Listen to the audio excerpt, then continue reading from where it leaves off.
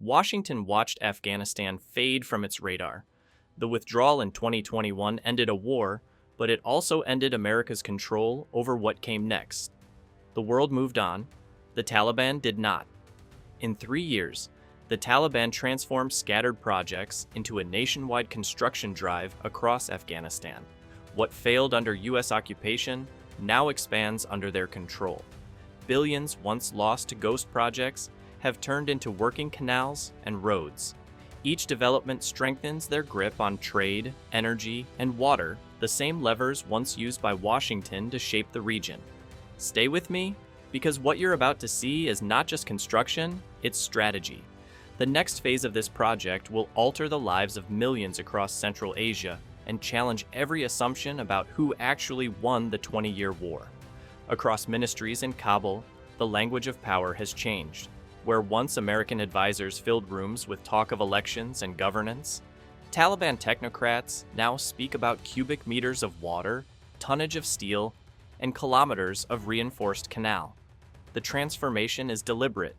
Every dollar the Taliban earns inside Afghanistan now stays inside Afghanistan. Independent monitoring groups report that domestic revenue has multiplied 5 times since 2020. The total has climbed from roughly $400 million during insurgency control to more than $2.2 billion by 2024. These funds are not hidden in foreign accounts or diverted through aid contracts.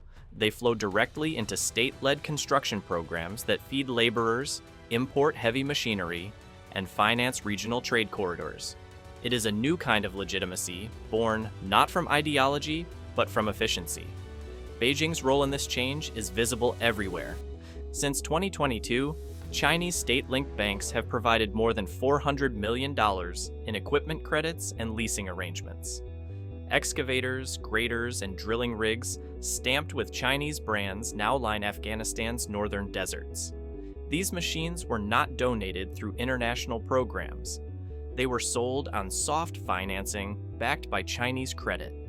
The Taliban used their own customs and mining revenues, about $100 million set aside from border tariffs and lithium exploration rights, to pay for these imports.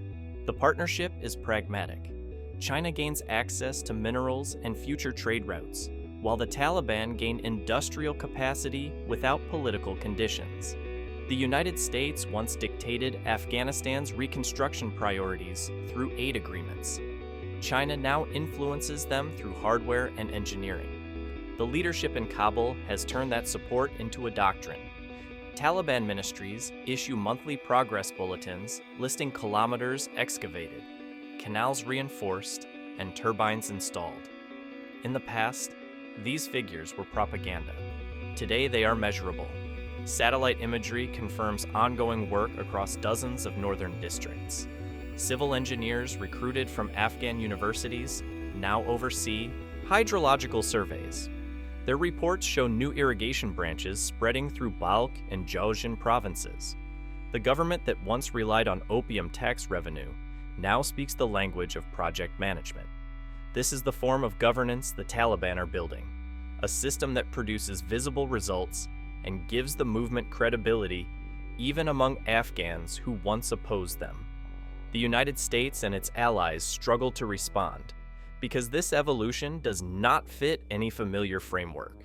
The Taliban are not seeking international loans or recognition before acting. They are building first and negotiating later. Infrastructure has become their main instrument of diplomacy. A canal, a highway, or a power plant now carries more political weight than any embassy. Each project shifts Afghanistan from dependency toward self-sustenance. It also changes the balance of power in Central Asia. When control of physical resources replaces political recognition as the measure of sovereignty, sanctions and foreign pressure lose their effectiveness. The Kosh-Tepe Canal represents the center of this transformation. It stretches 285 kilometers across northern Afghanistan, running through desert terrain that was once considered too harsh for industrial work. In some sections, the width exceeds 100 meters. At full capacity, the canal will divert between 8 and 20% of the Amu Darya River's flow. That water will irrigate up to 560,000 hectares of farmland, an expanse larger than the state of Delaware. For the first time in modern Afghan history, barren plains near Sheberghan and Ankoy are turning into agricultural zones. The project's total cost stands at about $684 million, but the scale of labor and machinery involved rivals projects that once required foreign consortiums. More than 6,000 Afghan workers are employed in shifts around the clock. Many operate imported SDLG and SANY excavators under locally trained supervisors. According to engineers tracking the project through Planet Labs satellite imagery, daily Earth movement exceeds 45,000 cubic meters. These figures match what would normally require multinational contractors and decades of oversight. The Taliban have compressed that timeline into a few years. Independent think tanks, such as the Jamestown Foundation and the Carnegie Endowment, verified that by late 2024, roughly 80% of Phase 2 had been completed. The combination of persistence, central control, and continuous work in harsh conditions shows a form of state capacity that previous Afghan governments never achieved. The engineering challenges alone would halt most developing countries. The route cuts through the Kizil Kum Desert, an area prone to 50-degree heat and sandstorms strong enough to bury machinery overnight. To prevent water loss, engineers have been lining sections of the canal with polymer sheeting after early tests revealed 15% seepage. That modification added nearly $80 million to the ESI's project cost, but ensured that the water flow remains sustainable. Crossing points over limestone ridges and soft sand required a combination of blasting and compacted fill. Hydrological experts working with regional universities note that these adaptations reflect practical field management rather than external consultancy. The canal's strategic value is straightforward. Once complete, it will transform northern Afghanistan's food economy. Agricultural models project an increase of 3 million tons of wheat production annually. That shift will meet domestic consumption needs and leave a surplus for export to neighboring states. Afghanistan, long dependent on imported flour and humanitarian food shipments, will reach self-sufficiency by 2030 under current projections. The United Nations' ability to use food assistance as political leverage will diminish. The canal, in simple terms, replaces foreign dependency with resource control. This change carries regional consequences that extend far beyond Afghanistan's borders. The Amu Darya River is not an isolated water source. It flows through Uzbekistan, Turkmenistan, Tajikistan, and eventually into remnants of the Aral Sea Basin. Each of these nations relies on its flow for agriculture and energy. As the Kosh-Tepe Canal diverts water upstream, the balance of irrigation across Central Asia begins to shift. In Uzbekistan, 60% of farmland depends on the Amu Darya. Economists estimate that a 35% reduction in flow during drought years would threaten $1.2 billion in annual cotton exports. The government in Tashkent raised this issue formally at the United Nations in February 2025, describing the canal as a direct threat to regional stability. Diplomatic language conceals urgency, but the implication is clear. Water scarcity could provoke real conflict. Beijing saw an opening that Washington ignored. In late 2024, Chinese survey teams arrived in northern Afghanistan to map the entire canal corridor from Kunduz to Xinjiang. Their goal was simple: connect Afghanistan's farmland to China's western supply chain. The plan includes a cross-border rail link that will carry wheat, cotton, and raw minerals directly into Chinese markets.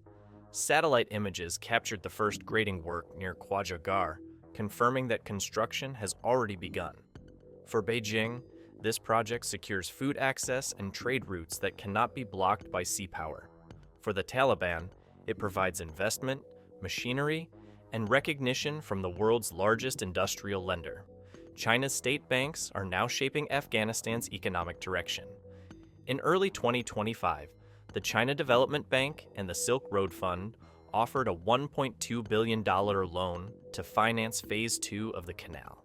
The package covers lining materials, storage reservoirs, and new distribution channels for northern provinces. Once signed, it will formalize China as Afghanistan's main development partner. Chinese companies already control major copper and lithium projects inside the country. The canal connects those mining zones to farmland and transit hubs, creating a full economic circuit under Beijing's influence. Moscow has used the same project to re-establish political leverage across Central Asia. Russia's Collective Security Treaty Organization called an emergency meeting in 2025 to discuss the growing risk of conflict over water. Russian diplomats are positioning themselves as mediators between Uzbekistan, Turkmenistan, and the Taliban. This gives the Kremlin renewed authority over the same republics that once looked to Washington for balance.